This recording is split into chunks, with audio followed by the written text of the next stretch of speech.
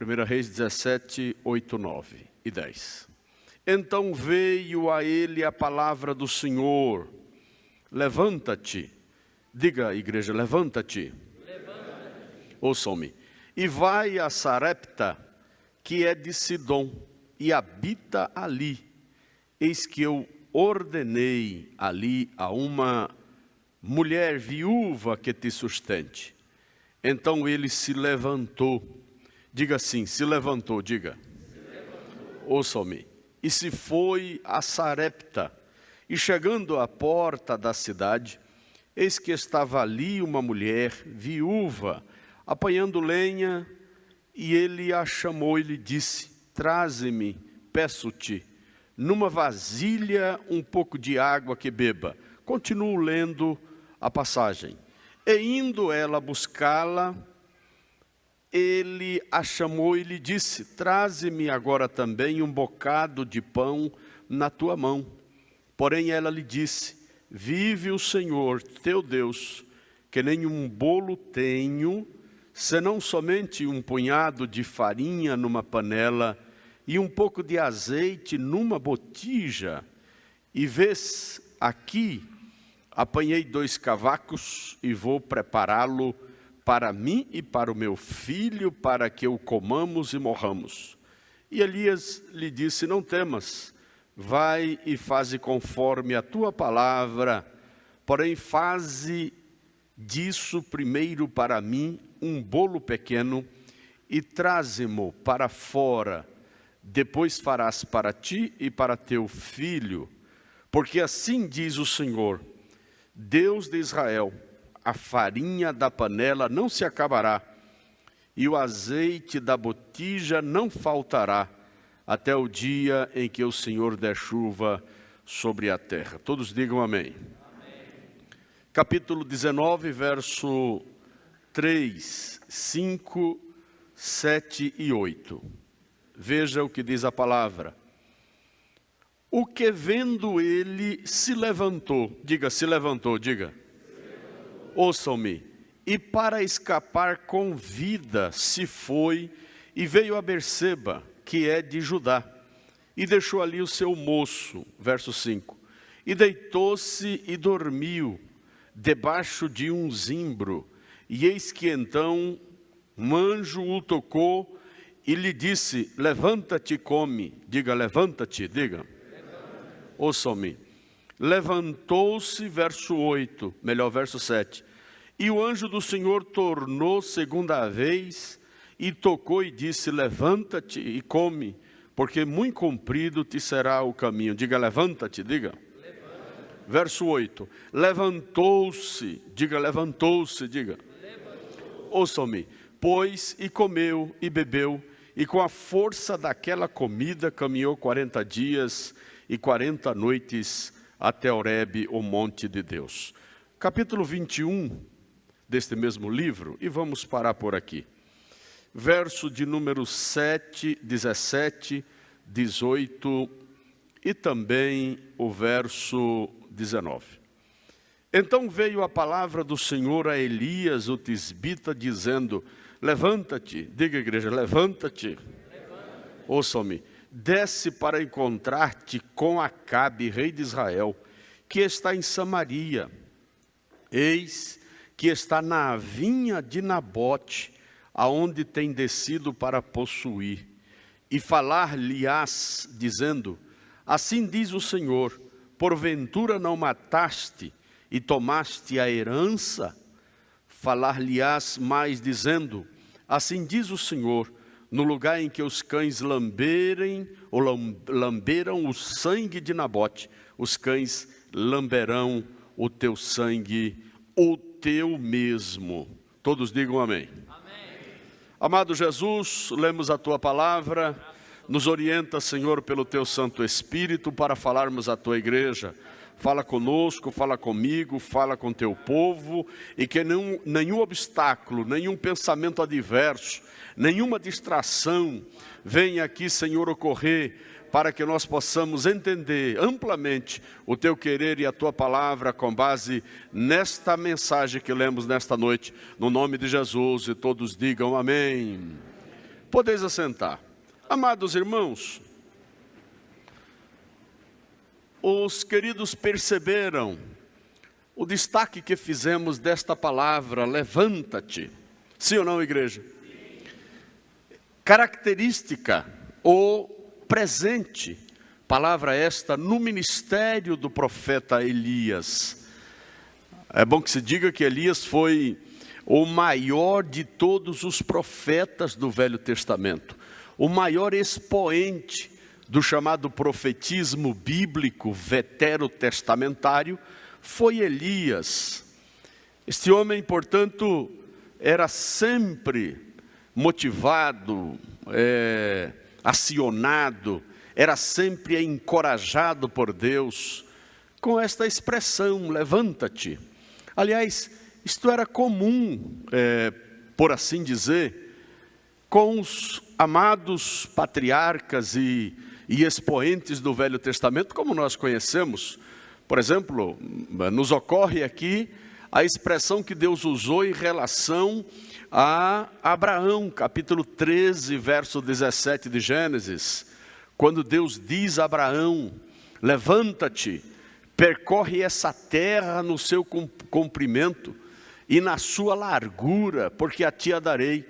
Uma expressão encorajadora, para que ele pudesse percorrer a terra que Deus estaria lhe prometendo, ou lhe prometeu, e portanto ele teria que ter ânimo, teria que ter coragem, teria que se erguer, teria que se colocar em pé para cumprir a sua parte no que tange ao conhecimento, a extensão e a largura da terra, a terra que se tornou posteriormente a chamada terra da promessa, da promissão, Canaã, não é? Nós encontramos expressões como Josué 1, verso 2, quando Moisés é morto e que ele assume o lugar de Moisés. Olha o que é que diz a Bíblia: Moisés, meu servo, é morto.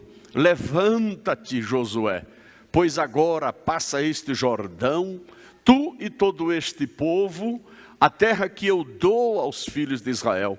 Então veja que Deus animou Josué para que se levantasse e assumisse a responsabilidade de condução do povo de Israel para a conquista da terra da promessa, da promissão.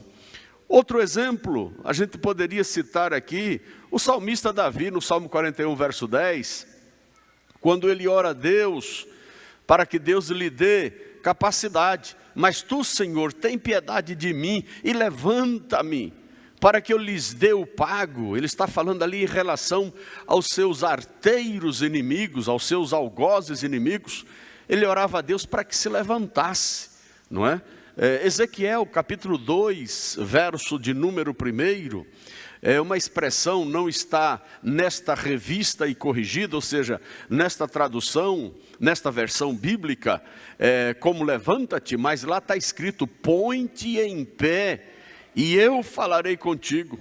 Veja que Deus também atuou na vida do profeta Ezequiel, para que se erguesse, para que ele se posicionasse, e que Deus falaria com ele. Outra expressão, até dirigida a Jerusalém, eu gosto desse texto, livro de Isaías, capítulo 60, irmão Anderson, evangelista Anderson, a Bíblia diz, levanta-te e resplandece, porque já vem a tua luz, e a glória do Senhor vai nascendo sobre ti. Aí o verso 2, eis que as trevas cobriram a terra, e a escuridão os povos, mas sobre ti o Senhor virá surgindo, e a sua glória se verá sobre ti. Uma profecia direcionada a Jerusalém, não é? A Jerusalém. No Novo Testamento, para a gente encerrar e adentrar diretamente na mensagem sobre o profeta Elias, nós encontramos o apóstolo São Paulo escrevendo aos irmãos em Éfeso, capítulo 5, verso 14. Este é basilar, não é? Uma palavra tremendamente especial. Efésios capítulo 5, verso 14, pelo que diz, desperta, ó tu que dormes, e levanta-te dentre os mortos, e Cristo te esclarecerá. Eu tenho uma lição neste texto aí que eu quero compartilhar com a igreja, todos juntos. Vamos ler, amados, vamos lá? Pelo que diz, toda a igreja. Pelo que diz, desperta.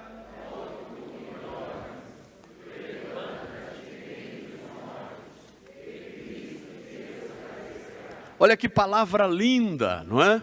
Desperta, ó tu que dormes, e levanta-te dentre os mortos. Está aqui uma palavra para quem está em Cristo. Quem está em Cristo, que não pode ficar como se estivera morto. O morto é inerte, o morto é insensível, o morto é negligente, o morto não sente nada. Paulo está dizendo aí, não fique na horizontal, nessa inércia. Levanta-te espiritualmente falando, põe-te em pé, levanta-te, ergue-te, e o Senhor te iluminará, o Senhor te esclarecerá. No sentido mais prático, o cristão, quando passa por adversidade e problema, ele não pode se entregar, ele não pode se render, ele não pode aceitar. Ele tem que se erguer, tem que se levantar, ele tem que se posicionar, ele tem que colocar sua fé em ação, a sua esperança de que vai passar por esta situação e o nome do Senhor vai ser glorificado. Amém, igreja?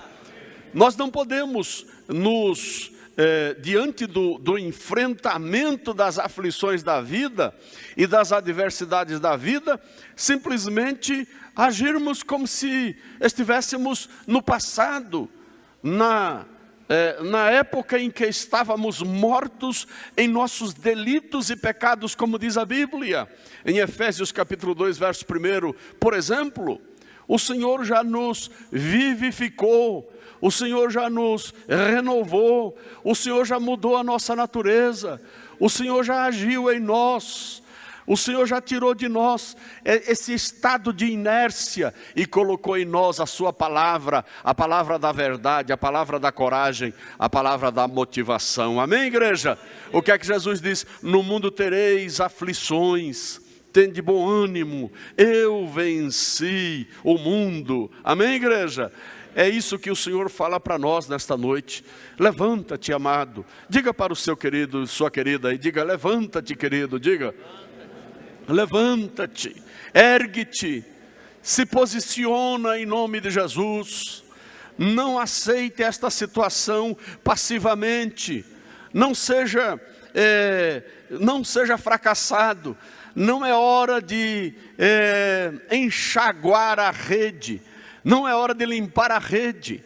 Agora é hora de trabalhar, é hora de avançar. Agora é hora de prosseguir, agora é hora de estar na dianteira, estar na vanguarda.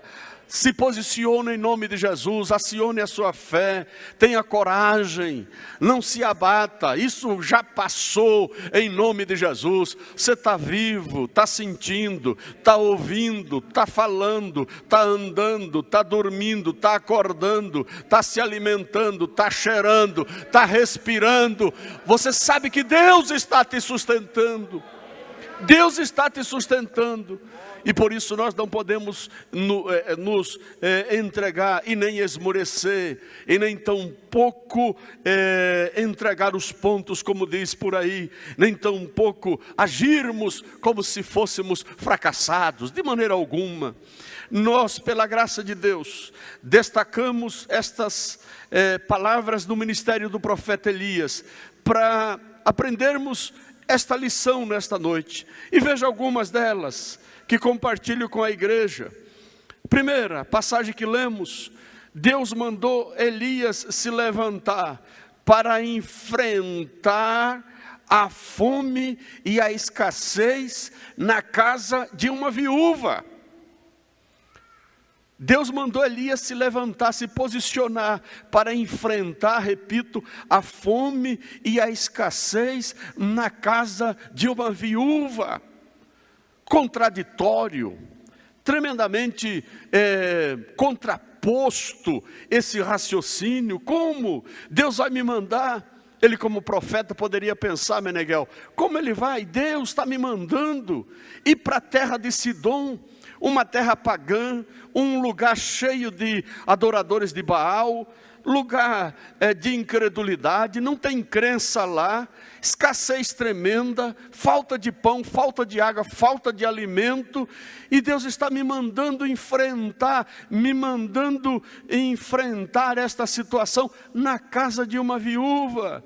Ele me mandou, levanta-te. O verso que lemos está escrito assim: levanta-te e vai a Sarepta, que é de Sidom, e habita ali, e eis que eu ordenei a uma mulher viúva que te sustente. Amém? Dá glória a Deus aí, irmão. É de onde você não pensa que sairá, quer dizer, é de onde você não espera que sairá a providência. É de onde você não espera que sairá a providência. Eu vou falar para você sentir da glória.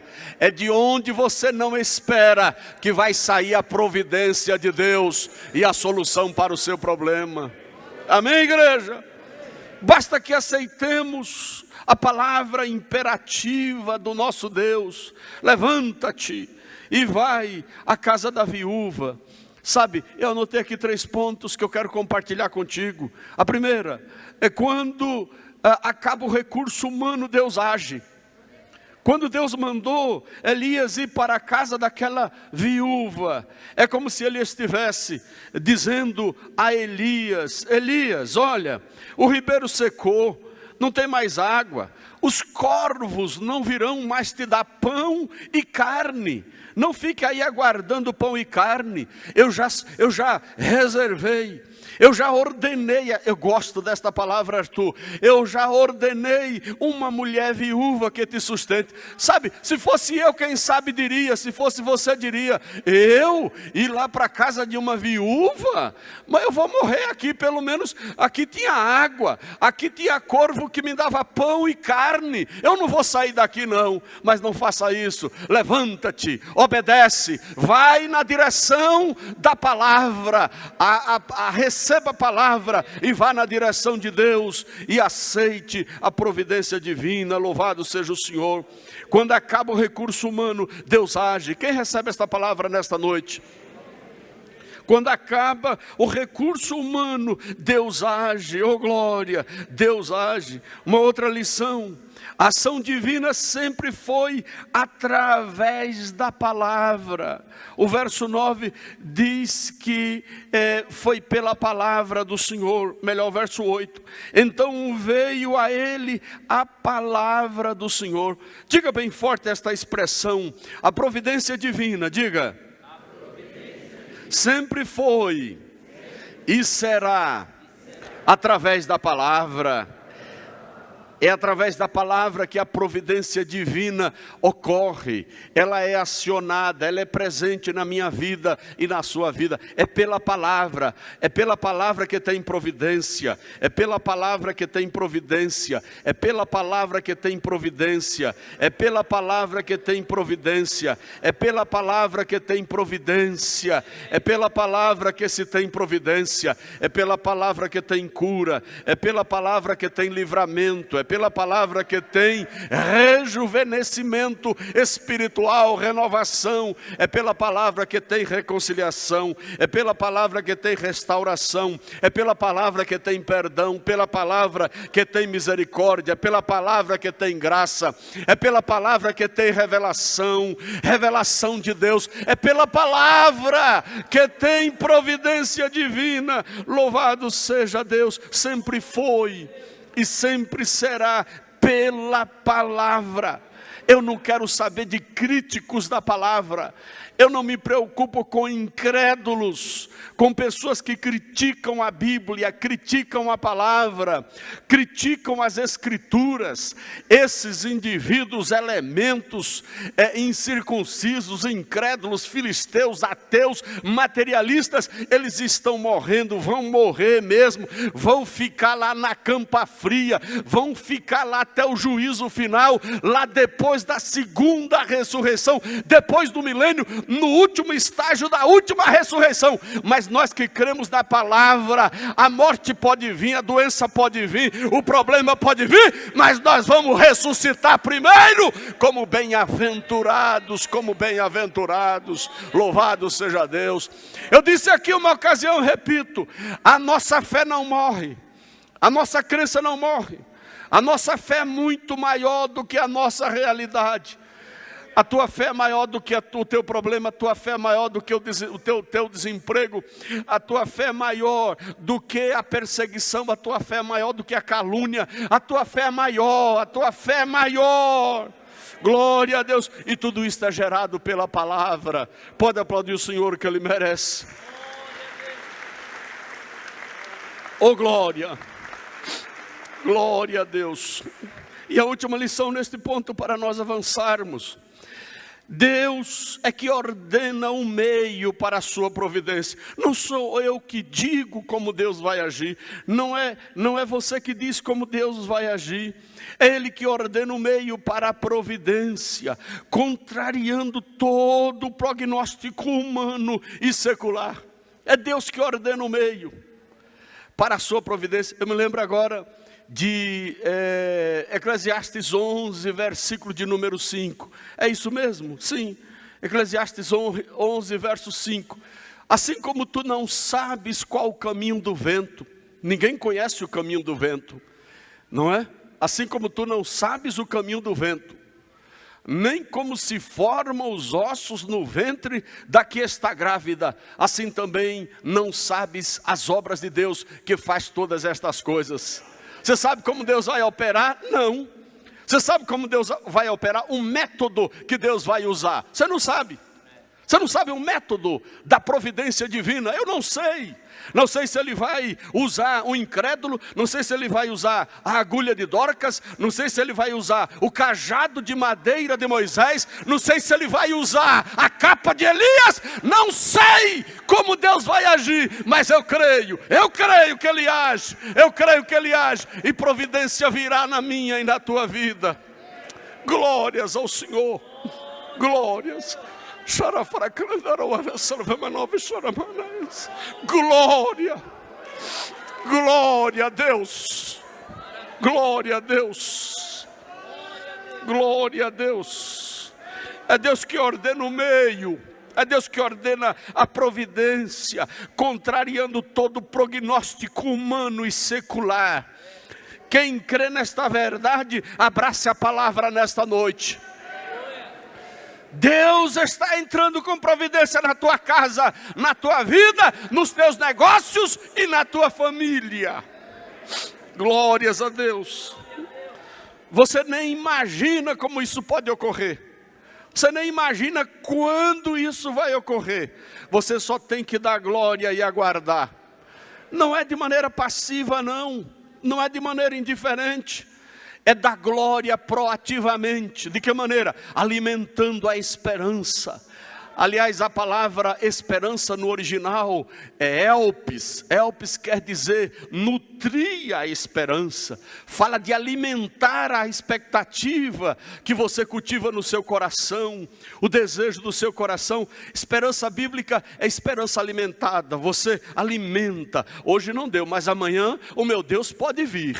O meu Deus pode bradar. É deste modo que nós aguardamos a expectativa divina, ou melhor, a ação divina. Levantar para enfrentar a fome e a escassez, diante de um prognóstico completamente, aos olhos humanos, erradamente. Mas é assim que Deus faz, para contrariar o prognóstico e toda a ação humana. Glória a Deus, para que o nome dele seja glorificado. A segunda porção da Bíblia que nós lemos, 19, não é? Capítulo 19, nós encontramos no verso 3, o Senhor mandando Elias se levantar para escapar com vida. Verso 5, o Senhor Jesus, o nosso Deus, o Deus Adonai, mandando Elias se levantar e comer, porque grande era a caminhada, grande era a jornada. O anjo, segunda vez, disse: levanta, rapaz, levanta, come, porque muito comprido te será o caminho. Aí ele se levanta, não é? Ele se levanta, come, bebe, e com a força daquela comida e daquela bebida, daquela água, a Bíblia diz que ele caminhou 40 dias e foi até, e 40 noites, até o Horebe, o monte de Deus. Você pode dizer, pastor, o que é que o senhor está querendo frisar com esta palavra? Sabe, Elias aqui se levanta para comer. É diferente da primeira. Ele se levanta para enfrentar a escassez e a fome. Aqui ele se levanta para se alimentar. 2 vezes o anjo. Meu amado, tem gente que antes de você falar, o almoço está pronto, ele já está sentado na mesa, com o garfo e a colher assim, ó, tá certo? Aqui 2 vezes, o profeta foi instigado, o anjo chegou e disse, levanta-te rapaz, come, a tua jornada é longa. A tua jornada vai ser longa, não é? Primeira vez, ele ouviu o anjo dizer, levanta-te e come. Ele olhou e eis que a sua cabeceira estava um pão cozido sobre as brasas e uma botija de água. E comeu e bebeu, o que aconteceu? Tornou a deitar. E o anjo vem e diz, levanta rapaz, come, porque muito comprido será o teu caminho.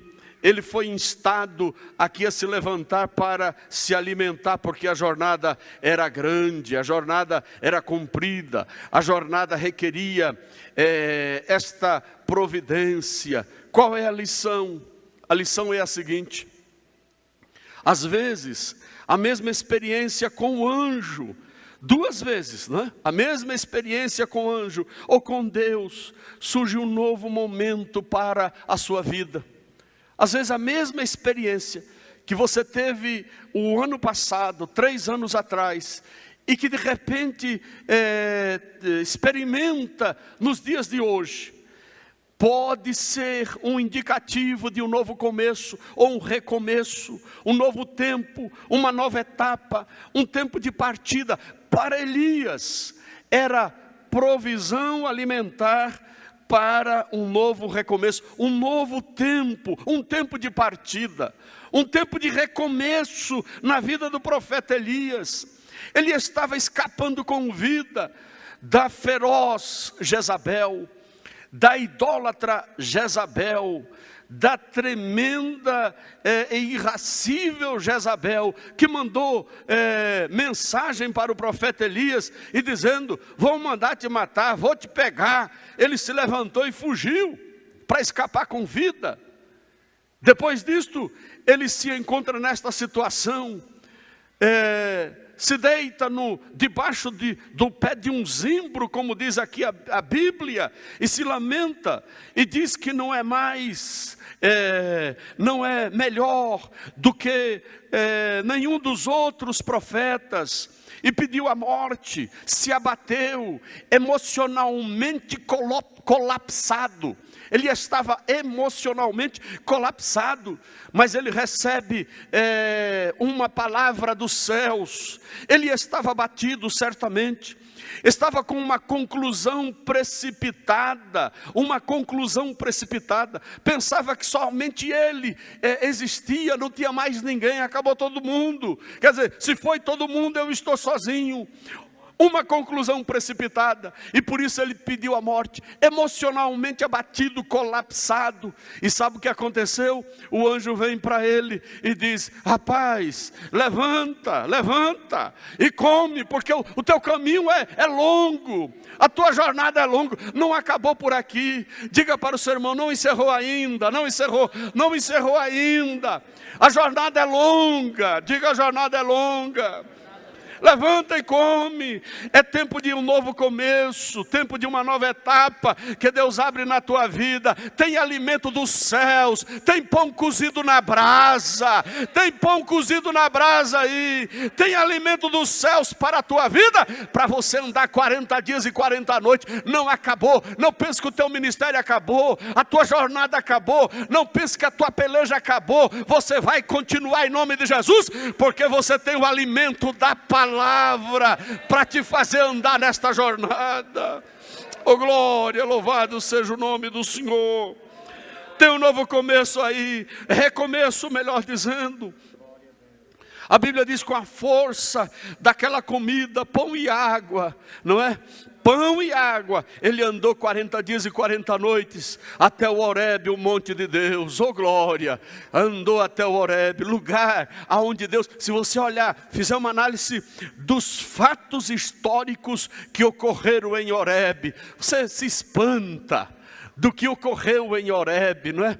Para dizer que foi ali que Deus, Horebe, é uma cadeia de montanhas, e uma das montanhas é o Sinai. Ali, no Sinai, numa das cadeias, numa das montanhas do Horebe, Deus falou com a humanidade e mandou os seus mandamentos e mandou a sua palavra para a humanidade. Deus desceu à terra ali, e a Bíblia diz com o seu próprio dedo, ele escreveu os mandamentos. É o divino se encontrando, vindo a este mundo, trazendo a revelação. Quem não acredita, eu não quero nem saber, mas nós acreditamos. Louvado seja o nome de Jesus. Amém, igreja? Então, você precisa entender que não encerrou. Tem uma jornada cumprida aí pela frente, oh glória. Tem uma jornada cumprida para você pela frente. Vamos embora em nome de Jesus. Amém, igreja? Para encerrar, capítulo 21, esta palavra aqui requeria um tempo maior para falarmos só sobre isso. A vinha de Nabote. Pena que o tempo já se encerra, mas eu completo. Deus mandou Elias se levantar para profetizar contra a injustiça cometida por Acabe. Verso de número 18. Aliás, verso 17. Então veio a palavra do Senhor a Elias o tisbita dizendo, olha esta expressão, veio a palavra do Senhor. Aí significa dizer que estas expressões seguintes são palavras do Eterno. Verso 18, levanta-te, desce para encontrar-te com Acabe. Deus pede para que Elias se erga, se levante, tome iniciativa para profetizar contra a injustiça cometida por Acabe. Em resumo, sabe o que ocorreu? Acabe, ele percebendo Nabote com a sua vinha lá do seu lado, a vinha de Nabote era do lado do palácio de Acabe. Nabote significa frutos, ou semente de Jeová. Olha, Nabote significa semente de Jeová. Aí subiu ao coração de Acabe, o rei de Israel, o rei do reino norte, dizendo, olha, Nabote, eu quero ficar com a tua vinha, dai-me a tua vinha, que eu vou te dar duas opções, ou você receberá uma melhor, ou então eu vou te pagar em dinheiro. Sabe o que é que Nabote diz? Nabote fala o seguinte, olha, é herança dos meus pais, herança não se vende, herança não se doa. Aquilo que eu recebi por herança, eu não quero transferir para ninguém. Levítico 25, versículo 23, é uma palavra muito direta. Veja que estava na Torá. Também a terra não se venderá em perpetuidade, porque a terra é minha, pois vós sois estrangeiros e peregrinos comigo. Tinha esta palavra direta. Nabote conhecia este mandamento, este mitzvah, lá do Velho Testamento, não é? O mandamento. E sabe o que aconteceu? Diz o texto que Acabe ficou tremendamente indignado. Indignado é irado, não é? Eu vejo uma criança mimada, o beição logo caiu e foi reclamar com a mulher. E melhor não foi reclamar, ele foi, deitou e virou o rosto para a parede, ficou com o rosto virado para a parede, desgostoso, indignado. Jezabel viu aquilo e disse, o que está acontecendo contigo, meu rei? Eu quero a vinha de Nabote. Ele não está querendo me dar a vinha de Nabote. Mas veja que Satanás, né, irmão? Ele queria a vinha de Nabote. Aí Jezabel falou, ele não quis vender e não quis trocar por uma outra melhor que eu daria para ele. É do lado aqui, eu daria uma coisa melhor para ele. Sabe o que aconteceu? Jezabel, tremendamente vingativa, uma mulher idólatra, uma mulher tremendamente ardilosa. Ela disse, não, eu vou escrever cartas para os líderes de Israel e arrumar 2 testemunhas de Belial. O texto fala, 2 testemunhas de Belial, e essas testemunhas vão diante dos líderes de Israel, dos anciãos de Israel. Elas irão dizer que Nabote blasfemou contra Deus, e o resto você já sabe o que vai acontecer. E dito e feito, as 2 testemunhas foram arranjadas, testemunharam contra Nabote. Nabote foi apedrejado fora da cidade e ele morreu. Aí, no dia seguinte, a Bíblia diz que Jezabel mandou, quer dizer, noticiou a Acabe esta situação, e ele foi lá e tomou posse da vinha de modo injusto. Mas como Deus é bom, ô glória, diga assim, como Deus é bom, diga. Amado, quem praticar injustiça contra um dos servos de Deus, ainda existe profeta dos céus para profetizar contra esta prática injusta.